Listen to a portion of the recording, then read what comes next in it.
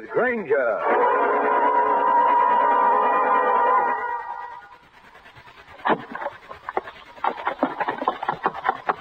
He saw me. Let's find a policeman quickly.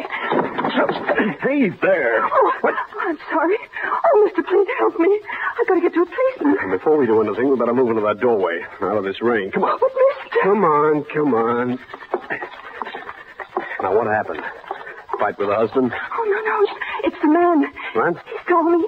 He's going to kill me. What man? Where? A big man. He was wearing a gray hat. He was right behind me. You're wrong, baby. There's nobody behind you. Take a look. But I saw him, I tell you. You were running towards me and nearly knocked me over. You may take my word for it, little lady, there was no one behind you. But he was after me. I know he was. You know this man in the gray hat? No. Then why would he chase you on a rainy night? Because I saw him commit murder.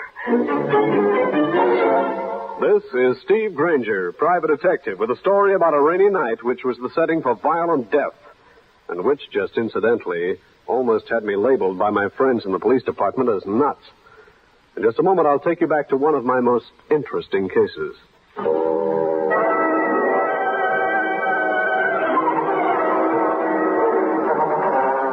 I took a good look at the young woman who bumped into me in the rain and found a blonde youngster in her early 20s dressed in nothing but a drenched summer dress which clung to her skin like a label to a perfume bottle. Mister, please. Now, where did you see this man in the gray hat commit murder? From my apartment. Now, what's your name? Pat Benton. No. Please look back again. I'm sure he's following me. Pat, there's no one else around. Now, come on. Let me take you home. Oh, but I'm frightened. I can't go back there. Look, baby, I'm Steve Granger, private detective. We'll see that you're safe. Then you can tell me the whole story. If it holds together, I'll call in the law. Now, is that a deal? Well, yes. Okay. Now, let's hurry. You're soaking wet. I went ahead of the girl and checked her apartment. It was empty. Then, while she changed into some dry clothes, I looked it over. It was typical of hundreds of New York apartments. One room, doubling for living and sleeping. A window that looked out over a fire escape and 3 lines of dingy laundry. The window opposite was dark. Well, I feel better now, Mr. Granger. Well, you'll look a little bit better, too. Now, suppose you tell me how you happened to witness a murder. Well, it was just a little while ago. You see, when I've got nothing to do at night, I sit by the window and look out over the court. You look into other tenants' windows? Oh, it's a harmless diversion, and you'd be surprised what you see. I can imagine. Go on. My room was dark. I turned off my lights. There was a man in a chair by the window just opposite. That one? The one that's dark? Yeah. He was reading. Then he got up and went to the door and opened it. A man and a woman came in. This was the man in the gray hat? Yeah. Can you describe the woman? She was wearing a blue dress and a white stole. It looked like it was made out of linen or something. You see her face? No. And they just walked in and killed this man. Is that it? Oh, no. It wasn't like that at all. They seemed to be very good friends. The man had been sitting by the window mixing drinks, and as they talked, the woman sat opposite him. Did it look like they were having an argument? Oh, no. Suddenly, the man in the gray hat moved around to the back of the other man's chair. The woman looked up at him and nodded her head. That's when I saw the knife. All right, go on. He plunged it into the man's back. Mr. Granger, it was awful. I've never seen anything like that before. How did the killer happen to see you? Well, I was leaning out of my window. The lights in the apartment up above were turned on, and they shone right down on me. I screamed, and the man in the gray hat looked across, and he saw me. You sure about all this? Of course. I moved away from the window. I went over and picked up the telephone. You were going to call the police, is that it? Yes, but there was a knock on the door. I had a terrible feeling it was the man in the gray hat. He knew I was a witness to what had taken place. You didn't call? I was afraid he'd hear me and break the door down. I waited. He tried the door. Then I heard scratching, like he was trying a key in the lock. You keep saying he. How did you know it was a man? After a few minutes had passed, I went over and opened my door. I saw him standing at the end of the hall. It was a man in the gray hat. He was waiting for me. How'd you get out? I went down the fire escape. Thought if I could find a policeman, he could arrest him. No, I'll just use your phone. Are you calling the police? Was there a dial tone on this phone when you tried it? Yeah. It's dead now. It's not working. Nope. It must be the man in the gray hat. He cut the lines. There must be 50 telephones in this building, and your line would be pretty hard to find. Well, what'll we do? Terminal box should be in the basement. Let's go down. See if your line's been disconnected. But I'm afraid. He's come back. He knows I'm here. What'll we do? You get in the kitchen. I'll answer it. All right, but I'm so frightened. Don't make a sound.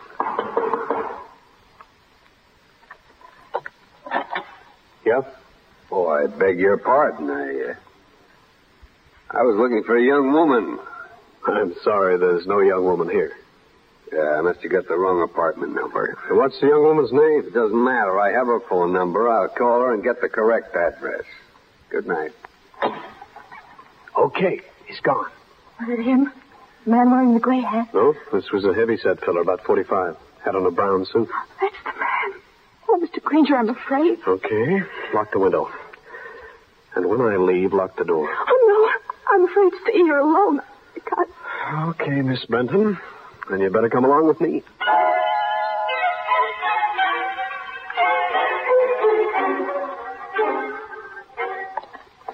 It's dark down here.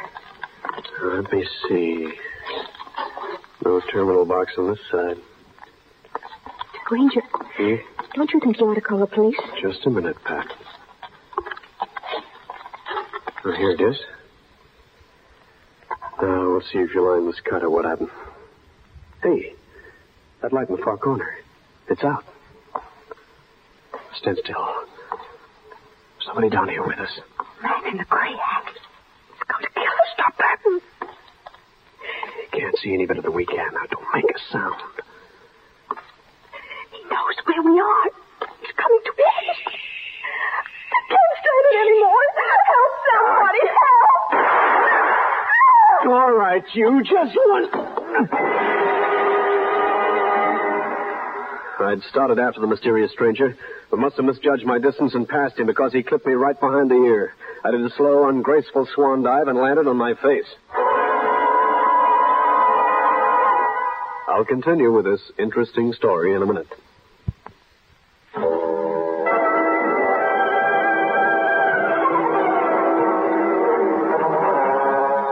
I came to in the basement of Pat Benton's apartment house. Groaning, I got to my feet and found the light switch.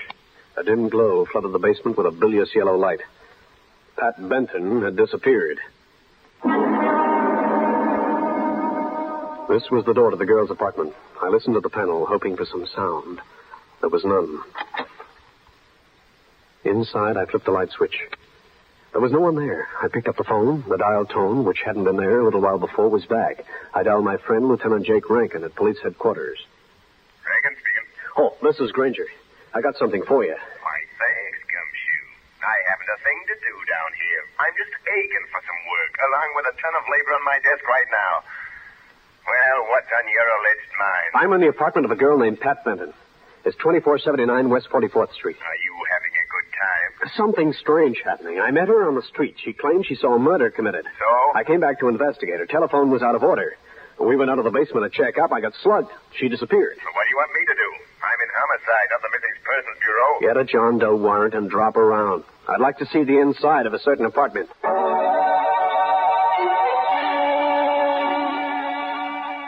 Okay, so you went downstairs to check the telephone. You got hit. You woke up. The girl was gone. She was sitting right here by this window. She claimed she saw a man stabbed by another man wearing a gray hat. There was a woman with him. Where? Over in that apartment across the court? Yes, bright eyes. How about dropping over and paying a visit? I notice there's a light now. It's been dark until just a few minutes ago. Yeah, I don't know, Granger. Barging into apartments at this hour of the night is... Hey, suppose the girl was a crackpot. She was plenty frightened, but she wasn't a crackpot. Now, how about it? All right, I'll go along with you. This once. Now, this must be it. Let's see. This is funny. Name on the plate says Hannah Rosalie. The Benton girl gave me the impression that a man lived in this apartment. So what? Let's take a chance anyway. With shots in the basement, you'd have a legitimate reason to ask questions. Right. Somebody's home, all right. Been hearing rustling around. Who's there? Police department. Police? Oh, What's wrong? I'm Lieutenant Rankin, ma'am. We got a report there'd been some shots fired in this building. Shot? Yes. Have you heard anything? No, not a thing. How long have you been home? Why, I just got in a little while ago. Would you like to come in and look around? In case you think I've been indulging in a little target practice. Well, Miss Rosalie... Maybe we ought to look down in that areaway, Lieutenant. Might spot something. Yeah, you're right. By all means, come in. Look all you like. You'll find I'm a very law-abiding person. I'll just open this window for a second, miss. See anything? No, not a thing. It's too dark. Well, you finished? Yeah? Well, thank you, Miss Rosalie, and we're sorry about the intrusion. Oh, don't mention it, Lieutenant. Good night. Night. Granger, are you sure you're not dreaming all this up? Nope. Why the gag about the window? Wanted to check the chairs the Benton girl told me about. And? It would be possible for a man to do exactly as she said. I used the window routine to check the chairs for bloodstains. There were none. No, and I didn't see any dead bodies either. They could have disposed of the body. Could have been hidden in a closet. Granger, Hannah Rosie lives in that apartment, alone. Why would a man be sitting there? There was a man there sometime tonight. What? The ashtray next to the chair where Pat Benton claimed she saw the man was loaded with ashes from a pipe. Well, that doesn't mean a thing. She could have had a male visitor earlier. Uh-huh. Now, look, Gumshoe. I'm leaving this to you. Give me a description of the Benton girl. I'll turn at headquarters. Okay. I got another idea, too. Got your car here? Park to the curb. Why? I think we're being watched. Where?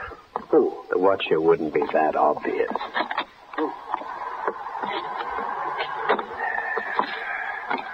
Car's over there, by that fire hydrant. I'll go with you.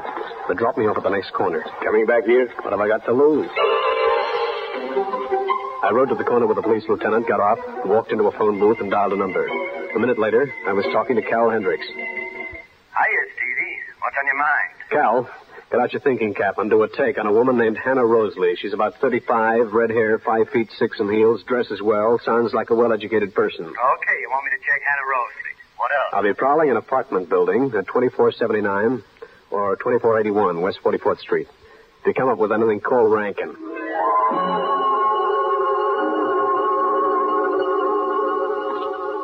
I moved out of the drugstore from where I'd phoned the newspaper man and back towards 2481 West 44th, block away. Close to the building, I got a break. The man scurried out of 2479 and went next door to 2481, and I recognized him. It was the man who'd been looking for Pat Benton when I answered the door of her apartment. This was interesting. 2479 was Pat Benton's building. 2481 was the building in which Hannah Rosalie had her apartment. The one where Pat saw a murder committed. It looked to me the tale for the man in the gray hat was in order. In just a minute, I'll bring you the climax of the case.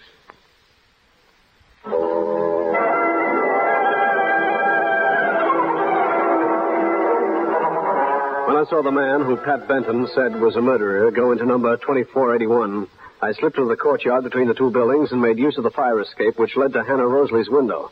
I parked outside, feeling like the end man in a bad minstrel show. Peering underneath a drawn shade, I could see the man and could barely hear the voices. They're gone. Yeah, just as I said. The police officer took the other man with him in his car. I recognize the other man. He's Steve Granger. A private eye? Yeah. He doesn't know you. Oh, no. Well, we can't take a chance now. We'll have to dispose of the girl as well as Kelvin's body. How? I have Granger's revolver. I'll have a little surprise for him. You're going to kill her? With this gun. With his gun. The police will ask questions when they find her body. It'll divert suspicion. But that's murder. What we did to our friend was murder, too, my dear. I was very careful to carry Granger's gun in my handkerchief. The only prints will be his. Very smart, Will. Now, you go over to the girl's apartment. Pack her clothes in that old suitcase.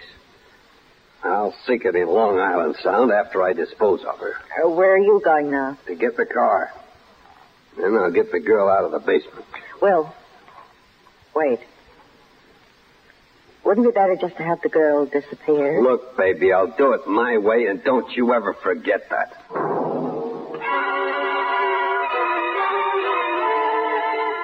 I'd heard enough. The spot where Pat Benton was being held prisoner. It took 2 minutes to get over to 2479 and down the steps to the cellar. I remembered seeing a doorway that led into a laundry room, probably filled with automatic washes and whatnot, and figured it as a logical place to hide the girl. This was the laundry room. Over in one corner, there was a pile of linens. Underneath, I looked into the frightened eyes of the Benton girl. Take it easy, Pat. I'll be out of here in 2 seconds. Your pal did a nice gag job on you. There you are. Let's get at those cords. Come on. I was afraid he'd come back. He's going to. But he'll be in for a disappointment. There you are. Can you stand? Come on, let me help you. My legs, I can't move them. Rub them as hard as you can. We haven't much time. You'll be here shortly. How did you find me? Never mind. Keep rubbing. Oh, they sting. Try walking. I'll help you. Come on. I've had a foot go to sleep, but nothing like this. Yeah. Uh-oh. Hold it. It's your friend. We're going to find a place to hide. Over there behind the furnace. And move as softly as you can. Quick, and don't make a sound.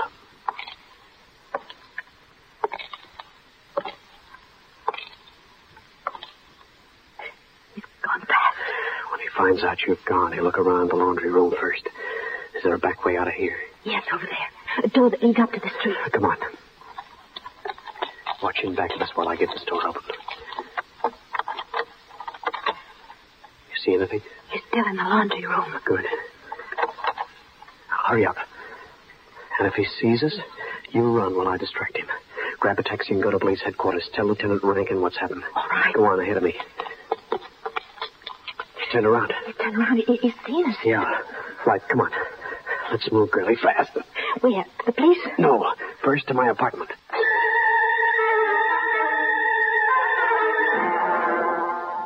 Mr. Granger, don't you think the man in the gray hat might come over here to my apartment? Uh-huh. That reminds me. A gun? That's right. This trip will take no chances. I want to make a phone call.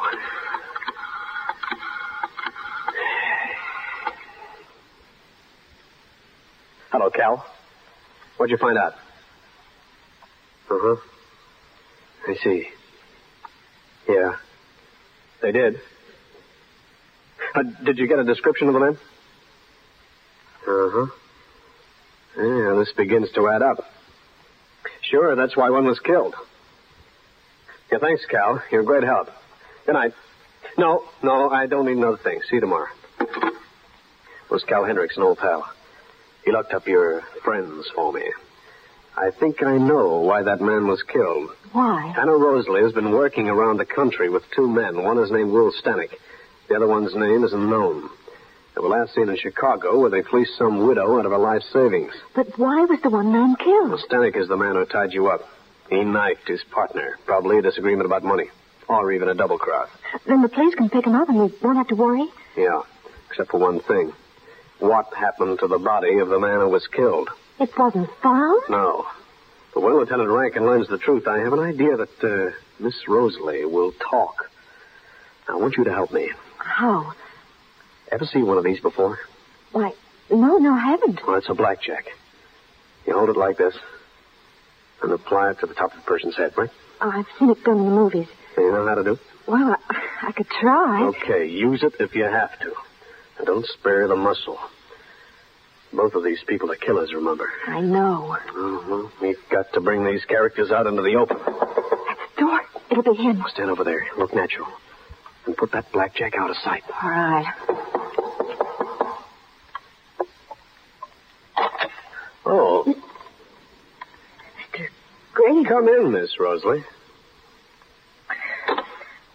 Oh, there you are, Pat. Pat, I'll be looking all over for you. You stay away from me. Oh, now, really, that's no way to talk to your cousin. Mr. Granger, keep her away from Would me. you mind explaining, Miss Rosalie?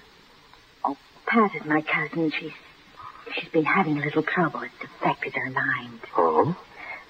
That's why we got apartments overlooking each other. I can keep an eye on her. Uh-huh.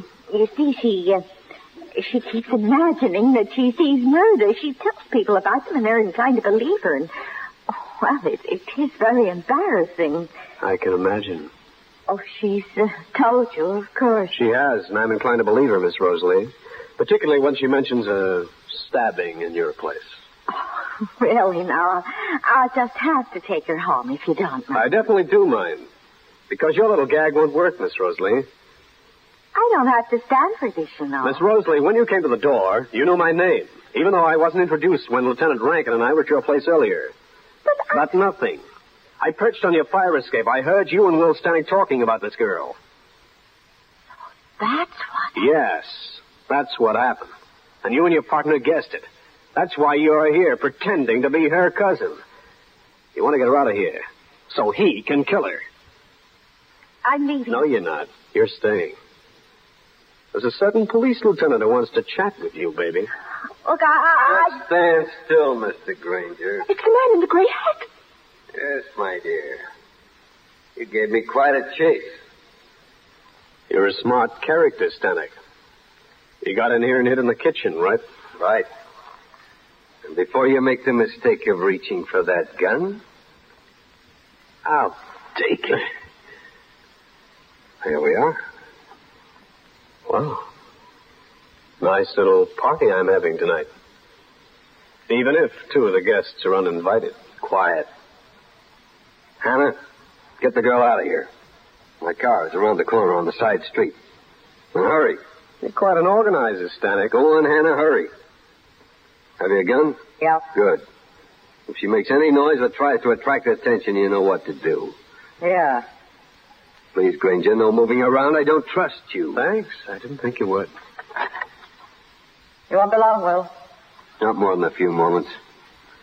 Drive around the front. The police don't know my car. Very well. Come on, Miss Bantam. Mr. Granger. Go with her, baby. Well, this makes it just you and me, Stanek. Yeah, and I haven't got much time. Would you stand over there? Yeah. I'd be glad to. Let go. You wouldn't shoot. And you know it, wouldn't I? Oh. I don't think so. Now for Hannah Rosalie.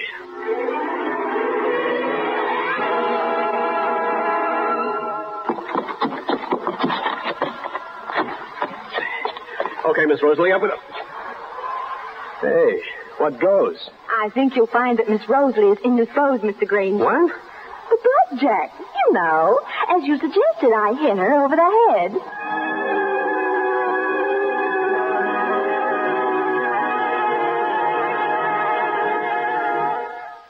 Well, friends, that's the story. I'll be back to wrap up the case in just a minute.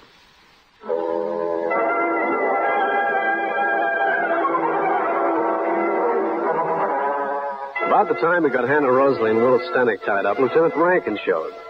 Indications were that both of them would go up on murder raps for the killing of their unnamed partner. Rankin phoned for transportation, after which we went downstairs once more. I just want to see in what name this car's registered. I think you'll find it quite legal, Lieutenant. Oh, you do you? I guess you're right. It belongs to Will Stanek, all right. You know, Granger, you did a good job. Oh, I better thank Miss Benton here. She did most of the work, including the spotting of the murder. Holy smoke! I forgot. Forgot what? The body. We haven't got a corpus delicti. We haven't? Well, just come with me, Lieutenant.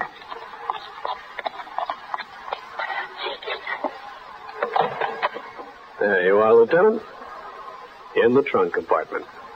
Well, I'll be a monkey's uncle. But, Lieutenant, that's what I always thought you were. Steve Granger again. You've just heard one of the most interesting cases in my files. And I'll have another one for you. So be around next time.